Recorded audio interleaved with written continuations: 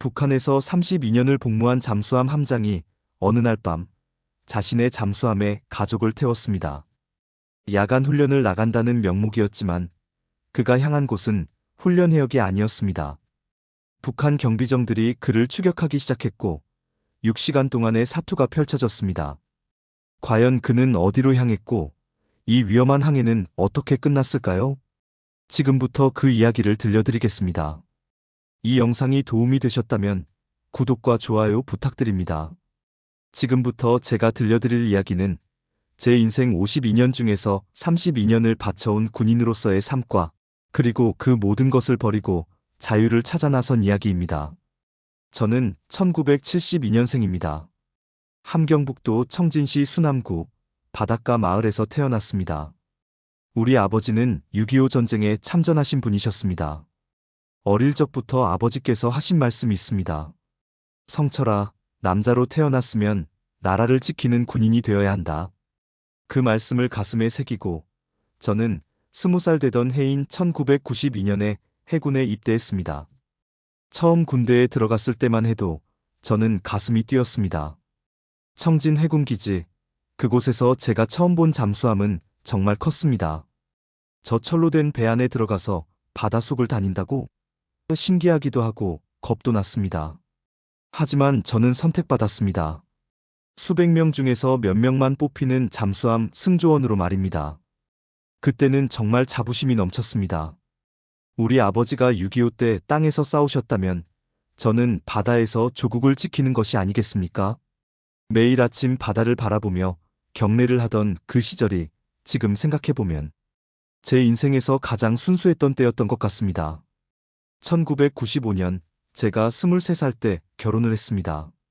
아내는 청진 시내에서 양복 공장에 다니던 처녀였습니다. 소개로 만났는데 첫눈에 마음에 들었습니다. 조용하고 착한 사람이었습니다. 군인 아내는 고생이 많다고들 하는데 우리 집사람은 한 번도 불평하지 않았습니다. 2000년대 초반 아들 녀석이 태어났습니다. 그리고 3년 후 딸아이가 태어났습니다. 아이들을 보는 제 마음이란, 여러분도 자식 키워보셨으면 아시지 않습니까? 아무리 힘들어도 그 작은 손을 잡으면 다 이겨낼 수 있는 힘이 생기는 거 말입니다. 군 생활은 순탄했습니다. 저는 성실했고 바다를 사랑했습니다. 20대의 하사, 30대의 중사, 40대의 상사를 거쳐 마침내 50살이 되기 전에 상위까지 올랐습니다. 잠수함 함장이 된 것입니다. 소형 잠수함이긴 했지만 그래도 함장입니다. 얼마나 자랑스러웠는지 모릅니다. 제 부대에는 저와 비슷한 나이의 전우들이 있었습니다. 20년, 30년을 함께 복무한 동료들입니다. 우리는 서로의 가족보다 더 오래 붙어 지냈습니다. 좁은 잠수함 안에서 몇 날 며칠을 함께 보내다 보면 말하지 않아도 서로의 마음을 알게 됩니다. 그게 전우애라는 거 아니겠습니까? 2010년 겨울, 제 인생에서 가장 슬픈 날이 왔습니다. 아버지가 돌아가신 것입니다. 임종 자리에서 아버지께서 마지막으로 하신 말씀이 아직도 귓가에 생생합니다. 성철아, 네가 이 나라를 지켜다오. 아버지는 믿는다. 그 말씀을 끝으로 아버지는 눈을 감으셨습니다. 저는 아버지 무덤 앞에 무릎을 꿇고 맹세했습니다. 아버지, 제가 이 나라를, 이 바다를 지키겠습니다. 그때만 해도 저는 진심이었습니다. 정말로 그렇게 믿었습니다. 그렇게 32년이라는 세월이 흘렀습니다. 20살 청년이었던 제가 어느새 52의 중년이 되었습니다. 얼굴에는 주름이 깊게 패였고 머리에는 흰머리가 늘었습니다. 청진 앞바다는 이제 제 손바닥보다 더 잘 알게 되었습니다. 하지만 세월이 흐르면서 뭔가 달라지기 시작했습니다. 아니, 정확히 말하면 제가 보지 못했던 것들이 보이기 시작한 것입니다. 그것이 무엇이었는지는 다음 이야기에서 말씀드리겠습니다. 그때는 몰랐습니다. 제가 평생을 바친 이 군복을, 이 잠수함을, 이 나라를 떠나게 될 줄은 말입니다. 2020년 그 해를 저는 평생 잊지 못할 것입니다. 온 세상에 코로나라는 전염병이 퍼졌습니다. 중국에서 시작되었다는 그 병이 우리 북한에도 들어왔습니다. 국경이 완전히 봉쇄되었습니다. 그런데 여러분, 그 이후로 모든 게 달라졌습니다. 아니, 원래 나빴던 것이 더 나빠졌다고 해야 맞을 것 같습니다. 우선 배급이 끊겼습니다. 군인들 배급 말입니다. 예전에도 제대로 나오지 않았지만 그래도 한 달에 몇 번은 옥수수라도 받았습니다. 그런데 2020년 이후로는 아예 끊긴 것입니다. 자체로 해결하라는 말만 내려왔습니다. 군인이 자체로 해결한다는 게 무슨 말입니까? 우리는 매일 훈련하고 근무하는 사람들입니다. 농사를 지을 시간도, 장사를 할 시간도 없습니다. 결국 가족들이 벌어와야 하는데 그것도 쉽지 않았습니다. 우리 아내도 양복 공장이 문을 닫은 지 오래되어서 장마당에 나가 이것저것 팔아서 근근히 살았습니다. 더 기가 막힌 건 월급이었습니다. 상위 월급이 얼마였는지 아십니까? 한 달에 5,000원이었습니다. 장마당에서 쌀 1kg 사려면 6,000원은 있어야 했습니다. 제 한 달 월급으로 쌀 1kg도 못 사는 것입니다. 그나마도 몇 달씩 밀렸습니다. 저는 함장이었으니까 그래도 나았습니다. 아내가 벌어오는 돈과 제가 몰래 민간인들 배 검사하면서 받는 웃돈 같은 걸로 먹고 살았습니다. 하지만 아래 부대원들은 달랐습니다. 20대, 30대 젊은 친구들은 가족도 없고 벌이도 없었습니다. 2022년 겨울이었습니다. 제 부대에 김철수라는 25살짜리 병사가 있었습니다. 함경도 산골에서 온 친구였는데 정말 성실했습니다. 그 친구가 어느 날 훈련 중에 쓰러졌습니다. 군의관이 진찰을 했지만 약이 없었습니다. 영양실조였습니다. 너무 오래 굶어서 몸이 망가진 것입니다. 저희가 돈을 모아서 장마당에서 약을 사려고 했지만 그것도 구하기 어려웠습니다. 결국 그 친구는 사흘 만에 죽었습니다. 장례를 치르는데 저는 눈물이 났습니다. 25살입니다. 저희 아들보다 2살 적은 나이입니다. 전쟁터에서 죽은 것도 아니고 병으로 죽은 것도 아니고 굶어 죽은 것입니다. 인민군이, 나라를 지키는 군인이 말입니다. 그날 밤 저는 잠을 잘 수 없었습니다. 아버지 생각이 났습니다. 네가 이 나라를 지켜다오.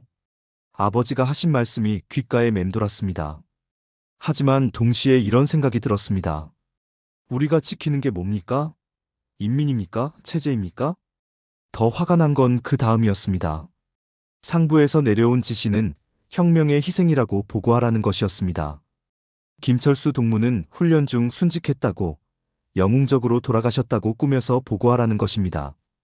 가족들한테는 위로금 10만 원을 준다고 했습니다. 10만 원입니다.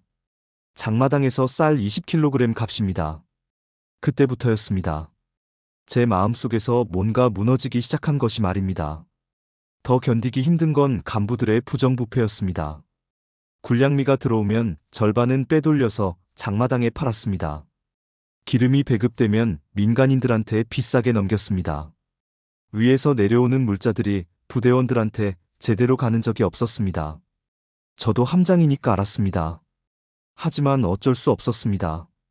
저도 가족을 먹여 살려야 했고 그 시스템 안에서 벗어날 수가 없었습니다. 그게 더 괴로웠습니다. 제가 그 부정부패의 일부가 되어버린 것 같았습니다. 밤마다 술을 마셨습니다. 같은 처지의 동료들과 모여서 소주를 마시며 하소연했습니다. 이게 우리가 지키려던 나라인가? 30년을 바쳤는데 우리 자식들도 이렇게 살아야 하나? 그중 한 친구가 이런 말을 했습니다. 우리 아버지 세대는 6.25 때 이러려고 싸운 게 아닐 텐데 말이야. 그 말이 제 가슴을 찔렀습니다. 맞습니다. 우리 아버지는 이런 나라를 만들려고 전쟁터에서 싸우신 게 아닐 것입니다. 2023년, 2024년으로 넘어가면서 상황은 더 나빠졌습니다. 탈영하는 병사들이 늘었습니다. 몰래 도망쳐서 중국으로 넘어가려다 잡혀서 총살당하는 친구들도 있었습니다. 부대 분위기는 점점 더 어두워졌습니다. 저는 52살이 되어가고 있었습니다. 32년을 군인으로 살았습니다. 이제 거의 60입니다. 제대를 해도 받을 연금도 없고 일자리도 없습니다. 평생을 바쳤는데 남는 게 뭡니까? 그리고 제일 걱정되는 건 아들이었습니다. 아들 녀석은 27살 군대에서 복무하고 있었습니다. 제대하면 뭘 하며 살아야 할까요? 딸아이는 24살, 아직 결혼도 못했습니다. 이 아이들의 미래는 어떻게 됩니까? 그렇게 제 마음속에서는 32년간 쌓아온 신념이 조금씩 무너지고 있었습니다. 하지만 저는 아직도 결심하지 못했습니다. 어떻게 해야 할지 몰랐습니다. 그런데 운명이라는 게 있나 봅니다. 곧 제게 선택의 순간이 찾아왔습니다. 2024년 여름, 제 인생에서 가장 두려운 일이 일어났습니다. 7월 어느 날이었습니다. 부대에서 근무를 마치고 집에 돌아갔는데 집에 아무도 없었습니다. 이상했습니다. 아내와 딸이 보통 이 시간이면 집에 있어야 하는데 말입니다. 1시간쯤 지나서 아내가 혼자 돌아왔습니다. 얼굴이 새하얘져 있었습니다. 여보, 큰일 났어요. 아내의 목소리가 떨렸습니다. 딸아이가 장마당에서 보이부에 붙잡혀갔다는 것입니다. 가슴이 철렁 내려앉았습니다. 무슨 일로? 제가 물었습니다. 아내가 말했습니다. 탈북 시도 혐의래요. 중국 브로커랑 연락했다고. 사실 저는 몰랐습니다. 딸아이가 그런 생각을 하고 있었는지 말입니다. 24살 결혼도 못하고 일자리도 없고 미래도 보이지 않으니 그럴 만도 했습니다. 하지만 보이부에 걸렸다는 건 정말 큰일이었습니다. 저는 제 직급을 이용해서 딸아이를 빼내왔습니다. 상위 계급장이 있으니까 아직은 어느 정도 힘이 있었습니다. 하지만 그게 끝이 아니었습니다. 딸아이는 풀려났지만 우리 가족은 감시 대상이 되었습니다. 집 근처에 항상 누군가 지켜보고 있었습니다. 전화도 도청당하는 것 같았습니다. 딸아이는 일주일에 한 번씩 동사무소에 출석해야 했습니다. 제 부대에도 보고가 올라갔습니다. 그때부터 저는 잠을 잘 수가 없었습니다. 밤마다 생각했습니다. 이러다가 우리 가족이 정치범 수용소로 끌려가는 건 아닐까? 북한에서는 한 사람이 문제를 일으키면 3대가 벌을 받습니다. 여러분도 들어보셨을 것입니다. 연좌제라는 거 말입니다. 8월 초 저는 신뢰하는 동료들을 불렀습니다. 5명이었습니다. 모두 저와 20년 이상을 함께한 전우들이었습니다. 나이도 30대 후반에서 50대 초반, 모두 비슷했습니다. 모두 가족이 있었고, 모두 같은 고민을 하고 있었습니다. 우리는 바닷가 외진 곳에서 만났습니다. 밤이었습니다. 달빛 아래서 저는 조심스럽게 입을 열었습니다. 동무들, 솔직히 말해봅시다. 우리 이대로 살 수 있겠습니까? 다들 고개를 숙였습니다. 한참을 침묵하다가 한 동료가 말했습니다. 함장 동무, 나도 생각이 있어.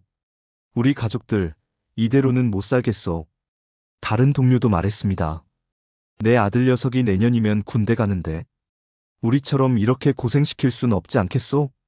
저는 제일 두려운 말을 꺼냈습니다. 동무들, 남쪽으로 가는 건 어떻겠소?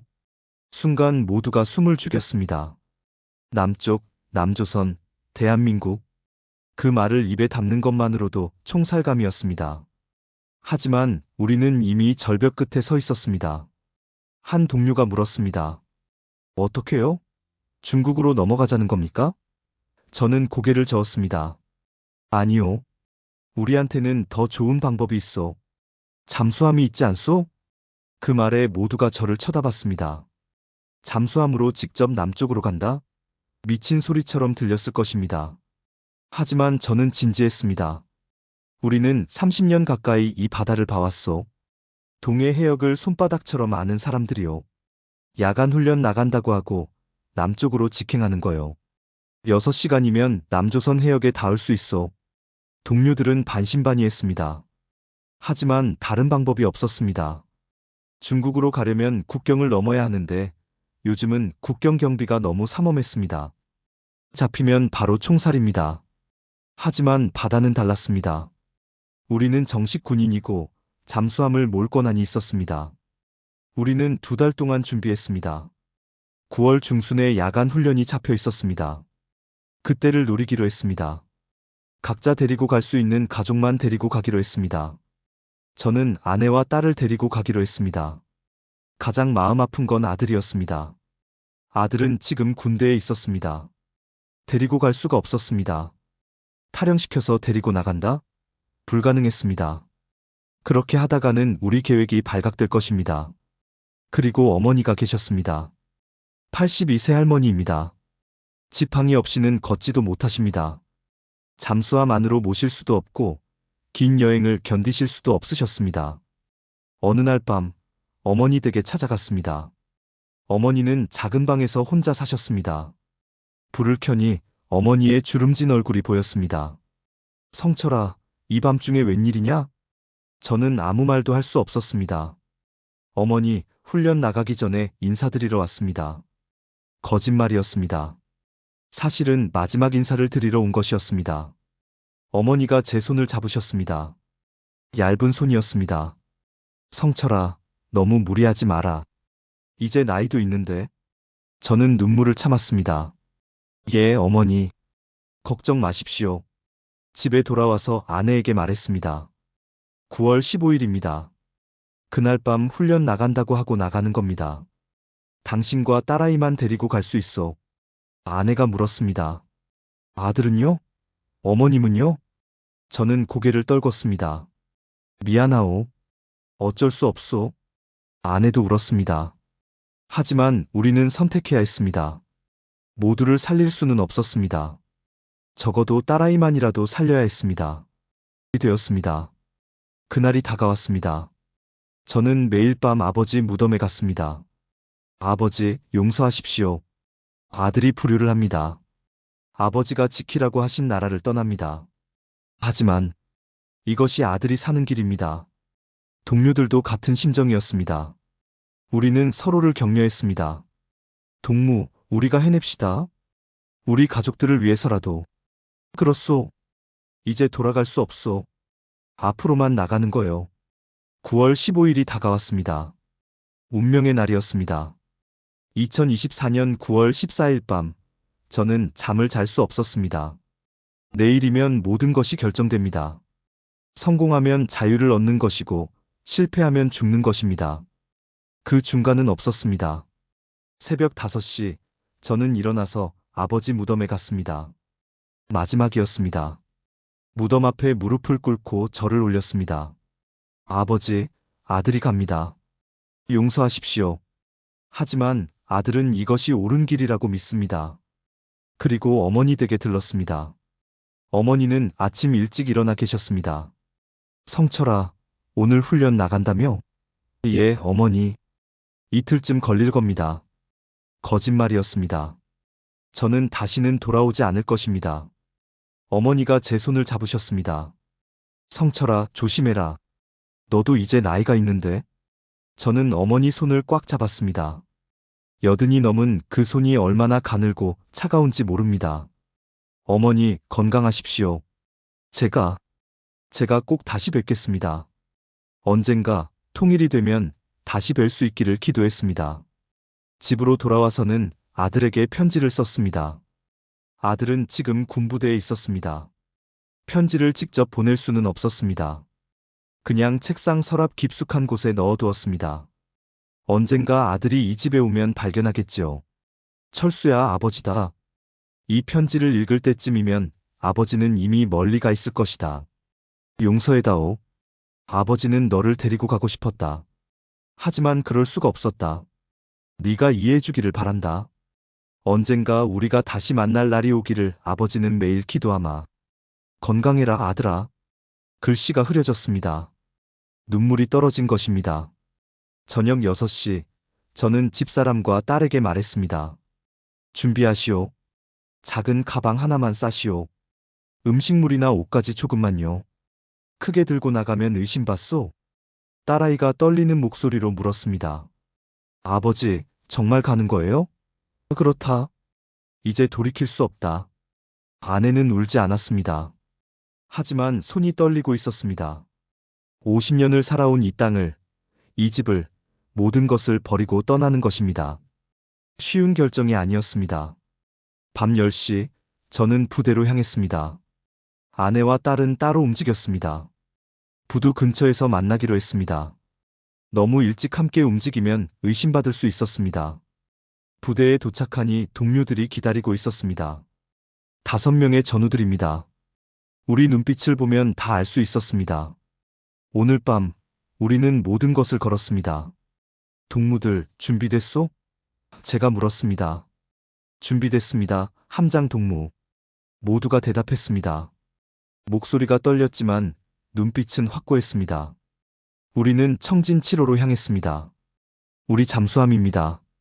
소형 잠수함이었지만 저희에게는 자유로 가는 배였습니다. 정원은 8명인데 오늘 밤 11명이 탈 것입니다. 좁을 것입니다. 하지만 견뎌야 했습니다. 밤 10시 30분 가족들이 하나둘 모여들었습니다. 제 아내와 딸, 동료들의 아내둘과 딸 하나, 모두 작은 가방 하나씩만 들고 왔습니다. 얼굴들이 창백했습니다. 특히 아이들이 두려워하고 있었습니다. 저는 모두를 모아놓고 조용히 말했습니다. 여러분, 지금부터는 절대 소리를 내서는 안 됩니다. 잠수함 안에서는 숨소리도 조심해야 합니다. 우리가 남조선 해역에 도착할 때까지 약 6시간입니다. 견딜 수 있겠습니까? 모두 고개를 끄덕였습니다. 말은 없었지만 눈빛으로 서로를 격려했습니다. 우리가 해낸다. 꼭 해낸다.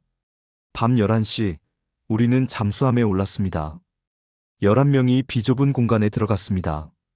여자들과 아이들은 뒷좌석에, 우리 6명은 조종석에 자리를 잡았습니다. 저는 상부에 무전을 쳤습니다. 청진 7호, 야간 훈련 출항하겠습니다. 청진 7호 허가합니다. 새벽 5시까지 귀환하십시오. 알겠습니다. 마지막 무전이었습니다. 저는 잠수함 해치를 닫았습니다. 찰칵 소리가 났습니다. 그 소리와 함께 저희는 북한과 작별했습니다. 엔진이 돌아갔습니다. 부르르. 익숙한 소리였습니다. 30년 동안 들어온 소리였습니다. 하지만 오늘은 달랐습니다. 이 소리가 저희를 자유로 데려다 줄 것입니다. 밤 11시 10분, 청진 7호는 부두를 떠났습니다. 천천히, 조용히, 어둠 속으로 나아갔습니다. 저는 마지막으로 청진 항구를 바라봤습니다. 불빛들이 보였습니다. 제가 52년을 살아온 곳이었습니다. 안녕, 고향이여. 안녕, 어머니. 안녕, 아들아. 마음속으로 작별 인사를 했습니다. 그리고 고개를 돌렸습니다. 이제는 앞만 보고 가야 했습니다. 남쪽으로, 자유를 향해서. 뒤에서 아내의 흐느끼는 소리가 들렸습니다. 딸아이도 울고 있었습니다. 다른 가족들도 마찬가지였습니다. 하지만 아무도 큰 소리로 울지 않았습니다. 모두 손수건으로 입을 막고 소리 없이 울었습니다. 저도 눈물이 났습니다. 하지만 참아야 했습니다. 저는 함장이었습니다. 11명의 생명을 책임진 사람이었습니다. 자망 준비. 제가 명령했습니다. 자망 준비 완료. 동료가 대답했습니다. 자망. 청진 7호는 천천히 물속으로 가라앉았습니다. 어둠이 우리를 감쌌습니다. 이제 돌아갈 수 없었습니다. 앞으로만 가야 했습니다. 생사를 가를 6시간이 시작되었습니다. 밤 11시 10분. 자망 완료. 수심 30m. 전속 전진. 제가 명령했습니다. 잠수함이 남쪽으로 나아가기 시작했습니다. 속도는 시속 20km. 느렸습니다. 하지만 더 빨리 가면 소음이 커져서 들킬 위험이 있었습니다. 좁은 잠수함 안. 11명이 숨죽이고 있었습니다. 엔진 소리만 들렸습니다. 부르르, 부르르. 그 소리가 귀를 울렸습니다. 함장 동무, 배터리 잔량은? 제가 물었습니다. 70%입니다. 6시간 버틸 수 있소? 빠듯합니다. 속도를 줄이면 가능합니다. 뒤에서 딸아이가 작은 소리로 말했습니다. 아버지, 무서워요. 아내가 딸을 꼭 안았습니다. 쉿, 조용히 해야 한다. 자정. 출항한 지 1시간. 갑자기 소나에 신호가 잡혔습니다. 함장 동무. 수상함 소리입니다. 제 심장이 멎는 것 같았습니다. 거리는 2km 북쪽입니다. 북한 경비정이었습니다. 우리를 찾고 있는 것입니다. 벌써 발각됐나? 제 등에 식은땀이 흘렀습니다. 자망 깊이 50m. 속도 줄여. 예. 잠수함이 더 깊이 내려갔습니다. 모두가 숨을 죽였습니다. 경비정의 프로펠러 소리가 점점 가까워졌습니다. 드드드, 드드드. 머리 위를 지나가는 것 같았습니다. 한 여자가 손으로 입을 막았습니다. 비명이 나올 것 같았기 때문입니다. 저는 손을 들어 신호했습니다. 움직이지 마시오. 아무 소리도 내지 마시오. 1분이 1년 같았습니다. 프로펠러 소리가 점점 멀어졌습니다. 드드, 드, 사라졌습니다. 지나갔습니다. 동료가 속삭였습니다. 모두가 한숨을 쉬었습니다. 하지만 안심하기는 이릅니다. 새벽 1시, 추랑 2시간, 무전이 들렸습니다. 청진 7호, 응답하라. 청진 7호, 상부였습니다. 우리를 찾고 있었습니다. 청진 7호, 즉시 기지로 귀환하라. 이것은 명령이다. 발각된 것입니다. 누군가 신고했거나 정기교신에서 이상을 눈치챈 것입니다. 이제 북한 해군 전체가 우리를 찾을 것입니다. 함장 동무, 어떻게 합니까? 동료가 물었습니다. 저는 이를 악물었습니다. 무시하시오. 계속 전진. 무전은 계속 울렸습니다. 청진 7호. 귀환하라. 반복한다. 귀환하라. 저는 무전기를 껐습니다. 이제 돌아갈 수 없었습니다. 앞으로만 가야 했습니다. 새벽 2시. 추랑 3시간. 함장 동무. 또 수상함입니다. 이번엔 세척. 거리는 5km 사방에서 접근 중입니다. 포위당하는 것입니다. 북한 해군이 우리를 잡으려고 수색망을 펼친 것입니다. 수심 70m까지 자망. 모든 시스템 최소한으로. 예. 잠수함이 더욱 깊이 내려갔습니다. 귀가 먹먹했습니다. 압력 때문이었습니다. 아이들이 귀를 막았습니다. 이번에는 달랐습니다. 수상함들이 우리를 적극적으로 찾고 있었습니다. 소나 탐지음이 들렸습니다. 핑, 핑, 핑. 마치 우리를 때리는 것 같았습니다. 함장 동무 배터리가. 알고 있소? 버티시오. 한 수상함이 바로 위를 지나갔습니다. 너무 가까웠습니다. 잠수함이 흔들렸습니다. 누군가 작은 비명을 냈습니다. 제가 뒤를 돌아보며 손가락을 입에 댔습니다. 10분이 지났습니다. 20분이 지났습니다. 수상함들이 계속 위를 맴돌았습니다. 마치 상어들이 먹이를 찾는 것 같았습니다. 산소가 줄어들고 있었습니다. 11명이 좁은 공간에 있으니 공기가 빨리 줄었습니다. 숨쉬기가 힘들어졌습니다. 딸아이가 기침을 했습니다. 콜록. 작은 소리였지만 잠수함 안에서는 크게 울렸습니다. 아내가 황급히 딸의 입을 막았습니다. 그 순간이었습니다. 수상함 한 척이 멈췄습니다. 우리 위에서. 들켰나? 소나 탐지음이 집중되었습니다. 핑, 핑, 핑. 더 빠르게, 더 강하게. 우리를 찾은 것입니다. 제 손이 떨렸습니다. 하지만 멈출 수 없었습니다. 엔진 완전 정지. 모두 움직이지 마시오. 속삭였습니다. 잠수함이 조용해졌습니다. 엔진 소리도 꺼졌습니다. 우리는 그냥 물속에 떠 있었습니다. 아무도 숨소리조차 내지 않았습니다. 수상함이 위에서 기다리고 있었습니다. 1분, 2분, 3분. 한 아이가 울음을 터뜨릴 것 같았습니다. 어머니가 아이를 꼭 안고 흔들었습니다. 제발, 제발. 모두가 마음속으로 기도했습니다. 5분이 지났습니다. 수상함이 움직이기 시작했습니다. 천천히. 멀어졌습니다. 우리를 놓친 것입니다. 어쩌면 다른 물체로 착각했거나 확신이 없어서 포기한 것일 수도 있습니다. 같습니다. 동료가 떨리는 목소리로 말했습니다. 모두가 숨을 쉬기 시작했습니다. 크게 깊게. 엔진 재가동. 조용히. 제가 명령했습니다. 다시 앞으로 나아갔습니다. 새벽 4시. 추랑 5시간. 함장 동무, 배터리 10%입니다. 거리는? 북방 한계선까지 30분 거리입니다. 거의 다 왔습니다. 조금만 더 버티면 됩니다.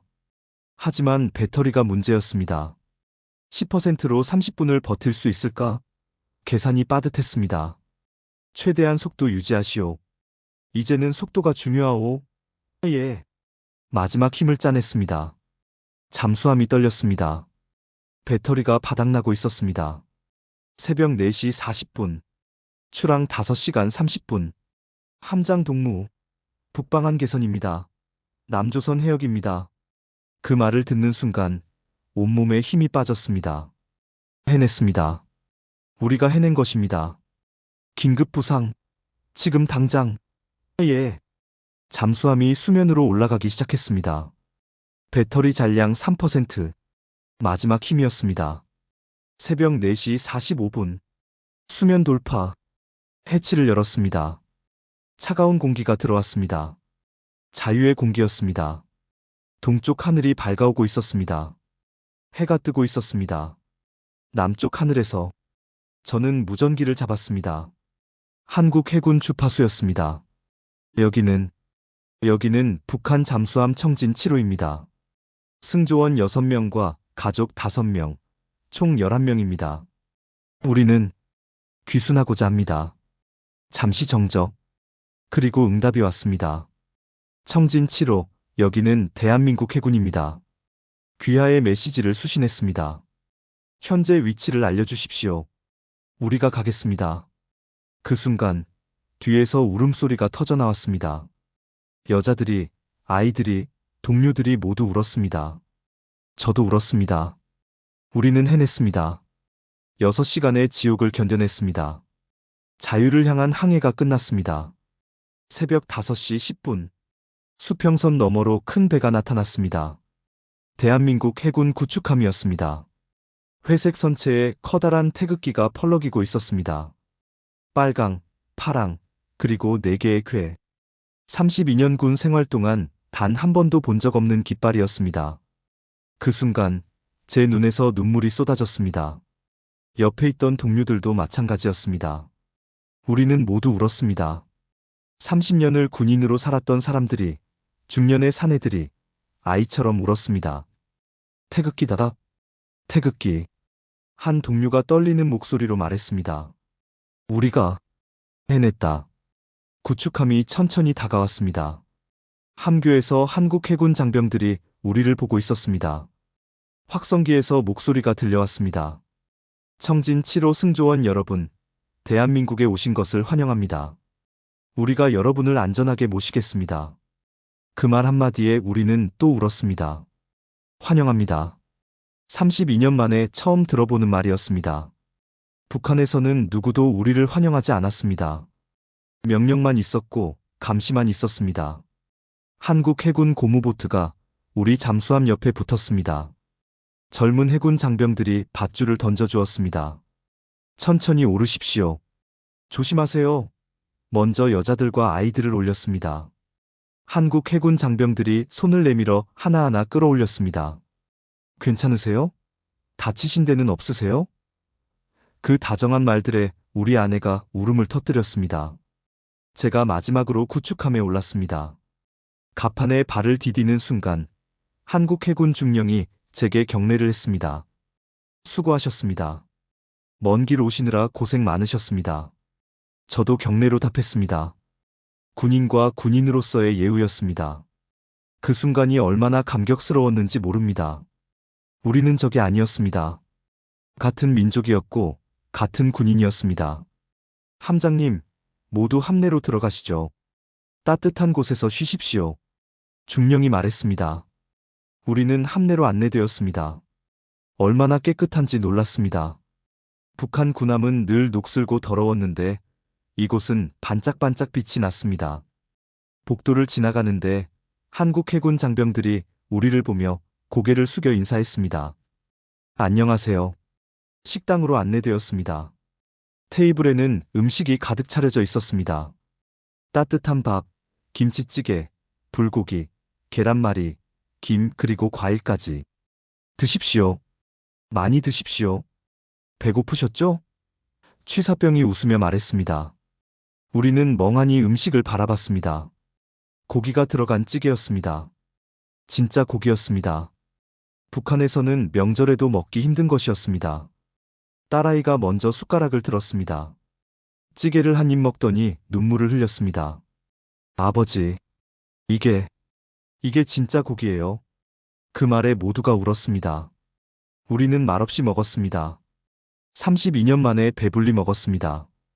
걱정 없이, 감시 없이, 눈치 보지 않고 먹었습니다. 이것이 자유였습니다. 한국 해군 중령이 옆에 앉았습니다. 함장님, 정말 대단하십니다. 잠수함으로 6시간을 항해하셨다니. 군인으로서 존경합니다. 저는 고개를 들었습니다. 아닙니다. 우리는 그저 살고 싶었을 뿐입니다. 가족과 함께 살고 싶었습니다. 그것이 가장 큰 용기입니다. 중령이 말했습니다. 대한민국이 여러분을 지켜드리겠습니다. 아침 8시.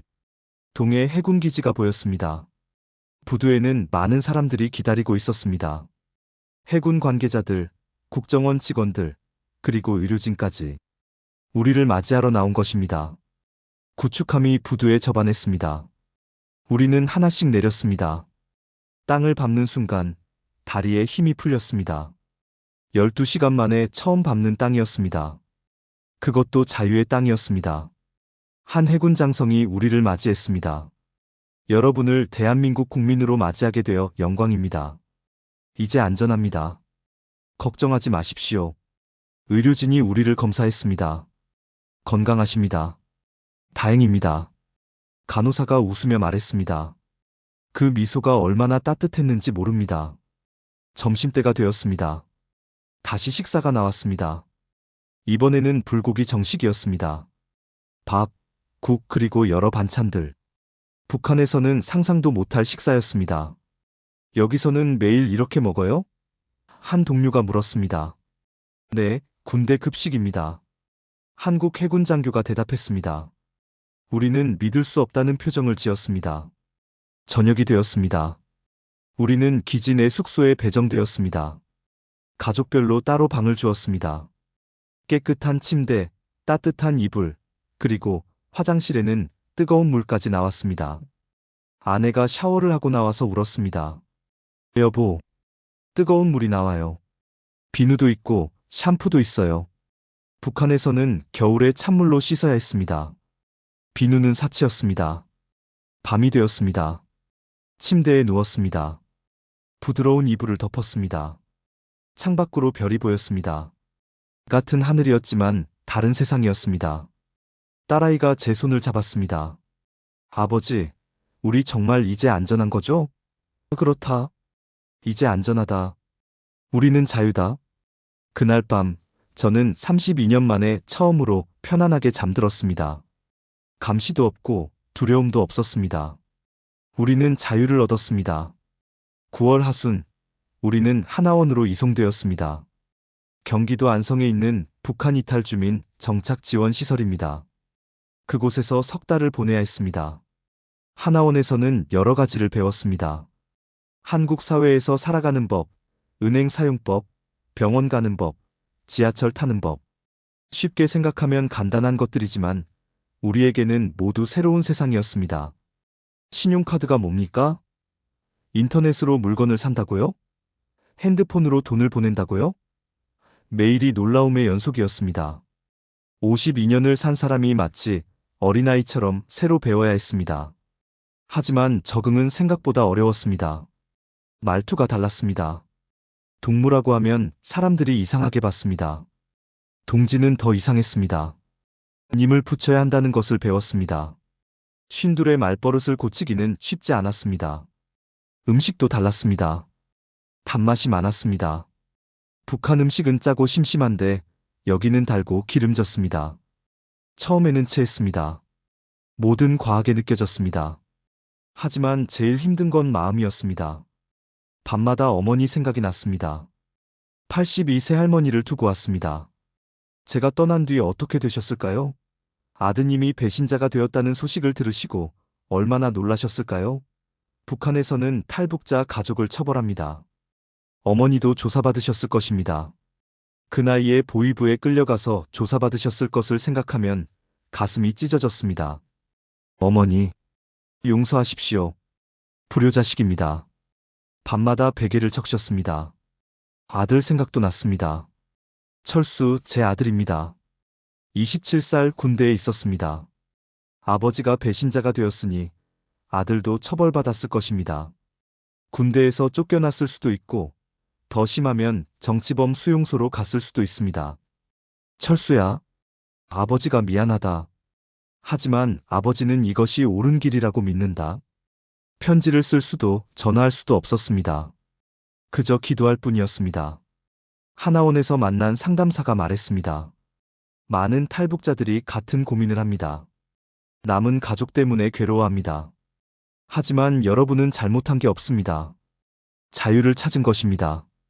머리로는 이해했습니다. 하지만 가슴은 아팠습니다. 12월 초 우리는 하나원을 수료했습니다. 정부에서 정착금을 지원해 주었습니다. 집도 알선해 주었습니다. 인천이었습니다. 6가족 모두 인천 같은 동네에 배정되었습니다. 인천이면 바다가 있지 않소? 한 동료가 말했습니다. 그렇소. 우리는 바다 사람이니까. 저도 웃었습니다. 평생을 바다와 함께 살았는데 바다 없는 곳에서는 못 살 것 같았습니다.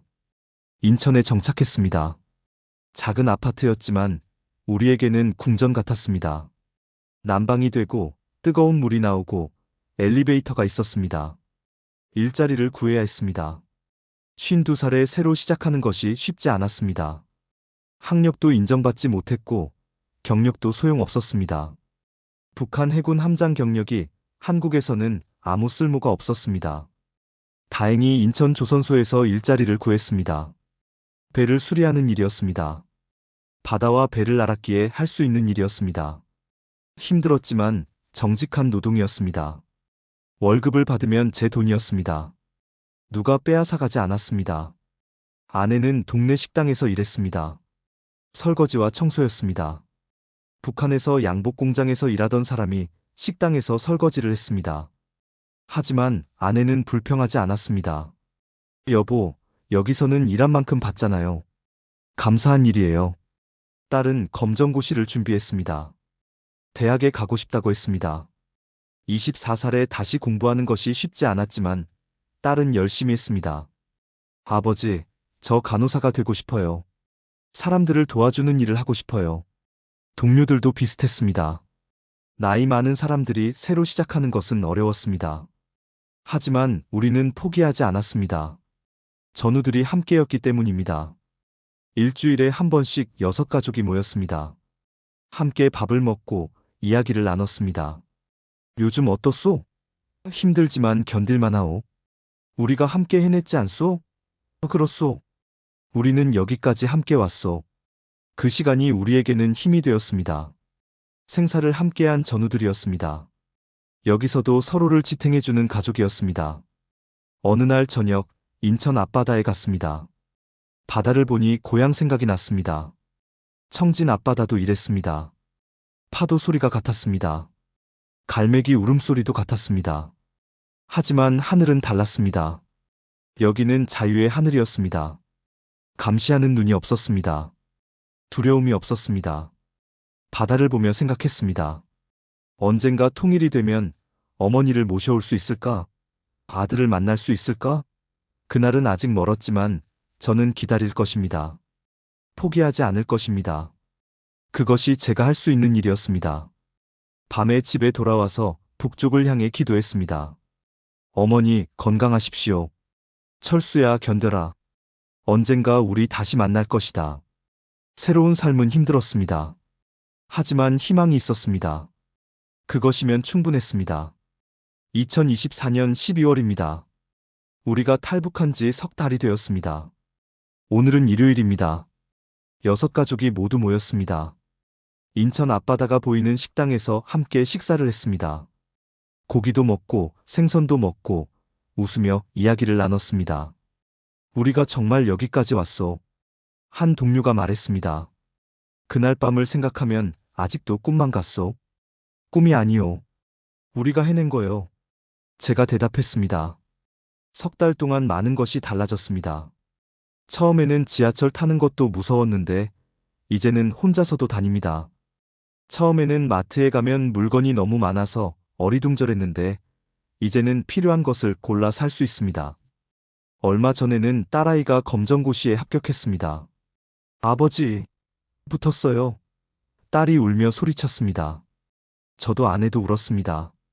우리 딸이 이제 대학에 갈 수 있습니다. 북한에서는 상상도 못할 일이었습니다. 간호대학에 지원하려고요. 장학금도 있대요. 딸이 말했습니다. 그래, 네가 하고 싶은 거 해라. 아버지가 응원한다. 제가 말했습니다. 이것이 자유였습니다. 자식이 원하는 것을 할 수 있는 것 말입니다. 일주일 전에는 운전면허를 땄습니다. 52살에 처음으로 운전을 배웠습니다. 북한에서는 함장이었지만 자가용이 없었습니다. 여기서는 돈을 모아서 중고차를 살 수 있다고 합니다. 언젠가 제 차를 가질 수 있다는 게 신기했습니다. 하지만 모든 것이 좋은 것만은 아닙니다. 한 달 전 뉴스를 보다가 북한 소식이 나왔습니다. 탈북 잠수함 승조원 가족들에 대한 처벌이 있었다는 내용이었습니다. 가슴이 철렁 내려앉았습니다. 우리 어머니는 어떻게 되셨을까요? 아들은요? 동료들의 가족들은요? 우리가 자유를 얻은 대가로 그들이 고통받고 있었습니다. 그날 밤 잠을 이룰 수 없었습니다. 자유가 기쁘면서도 동시에 죄책감이 밀려왔습니다. 내가 옳은 일을 한 것인가? 스스로에게 물었습니다. 아내가 제 손을 잡았습니다. 여보, 당신 잘못이 아니에요. 우리가 거기 남아 있어도 어머니와 아들이 행복했을까요? 아니에요. 모두가 고통받았을 거예요. 맞는 말이었습니다. 북한에 남아 있었다면 우리 딸은 정치범 수용소에 갔을 것입니다. 우리도 처벌받았을 것입니다. 모두가 고통받았을 것입니다. 언젠가 통일이 되면 우리가 어머니를 모셔올 수 있을 거예요. 아들도 만날 수 있을 거고요. 아내가 말했습니다. 그날까지 우리가 여기서 잘 살아야 해요. 그게 우리가 할 수 있는 일이에요. 그 말이 저를 위로했습니다. 그렇습니다. 저희가 여기서 잘 사는 것, 그것이 북에 있는 가족들에게 희망을 주는 것입니다. 요즘 저는 교회에 다닙니다. 처음에는 어색했습니다. 북한에서는 종교가 없었으니까요. 하지만 교회에서 만난 사람들이 따뜻했습니다. 김 집사님 환영합니다. 그렇게 불러주었습니다. 동무도 동지도 아닌 집사님이었습니다. 교회에서 매주 기도합니다. 하나님, 북한에 계신 우리 어머니를 지켜주십시오. 아들을 보호해 주십시오. 그리고 통일을 허락해 주십시오. 기도하면 마음이 편해졌습니다. 어제는 손주 이야기가 나왔습니다. 딸이 부끄러워하며 말했습니다. 아버지, 저 대학 다니면서 좋은 사람 만나면 나중에 결혼하고 싶어요. 그래야지. 그래서 아버지를 할아버지로 만들어줘야지. 제가 웃으며 말했습니다. 손주 생각을 하니 마음이 벅찼습니다. 제 손주는 자유로운 나라에서 태어날 것입니다. 굶주림도 모르고 감시도 모르고 두려움도 모를 것입니다. 그 아이는 하고 싶은 공부를 하고 되고 싶은 사람이 될 것입니다. 손주 녀석이 태어나면 인천 앞바다에 데리고 와야겠소. 제가 말했습니다. 그래서 이야기해줘야지. 할아버지가 어떻게 바다를 건너서 여기까지 왔는지 말이오. 그때쯤이면 통일이 되어 있으면 좋겠네요. 한 동료가 말했습니다. 손주를 데리고 청진에도 가고 평양에도 가고 싶소. 그날이 올 것이오. 반드시 올 것이오. 제가 말했습니다. 우리 세대에는 못 보더라도 우리 손주 세대는 볼 것이오. 통일된 대한민국을 말이오. 모두가 고개를 끄덕였습니다. 그것이 우리의 꿈이었습니다. 여러분께 말씀드리고 싶습니다. 자유는 공짜가 아닙니다. 우리는 모든 것을 버리고 왔습니다. 고향도, 가족도, 32년의 군 생활도 버렸습니다. 생명을 걸고 6시간을 항해했습니다. 하지만 자유는 그만한 가치가 있습니다. 아침에 일어나서 하고 싶은 말을 할 수 있는 것, 가족과 함께 밥을 먹을 수 있는 것, 내일을 걱정하지 않아도 되는 것. 이 모든 것이 자유입니다. 여러분은 이것을 당연하게 생각하실지 모릅니다. 하지만 북한에는 2,500만 명이 이 자유를 모르고 살고 있습니다. 제 어머니처럼, 제 아들처럼 말입니다. 언젠가 통일이 되기를 바랍니다. 남과 북이 하나가 되어 모든 사람이 자유롭게 사는 그날이 오기를 기도합니다. 그날이 오면 저는 청진으로 갈 것입니다. 어머니 무덤에 가서 절을 올릴 것입니다. 어머니, 아들이 왔습니다. 이제 다 괜찮습니다. 그날까지 저는 여기서 열심히 살 것입니다. 정직하게, 성실하게 살 것입니다. 우리 딸이 간호사가 되는 것을 보고, 손주를 안아보고, 전우들과 함께 늙어갈 것입니다. 인천 앞바다에서 해가 지고 있습니다. 서해 바다는 아름답습니다. 저 바다 건너에 북한이 있습니다. 고향이 있습니다. 언젠가 다시 가겠습니다. 자유로운 사람으로, 떳떳한 사람으로. 그것이 제 약속입니다. 어머니께, 아들에게, 그리고 북한 인민들에게. 감사합니다. 제 이야기를 들어주셔서. 자유대한민국 만세입니다. 오늘도 들어주셔서 감사합니다. 구독과 좋아요로 응원 부탁드립니다.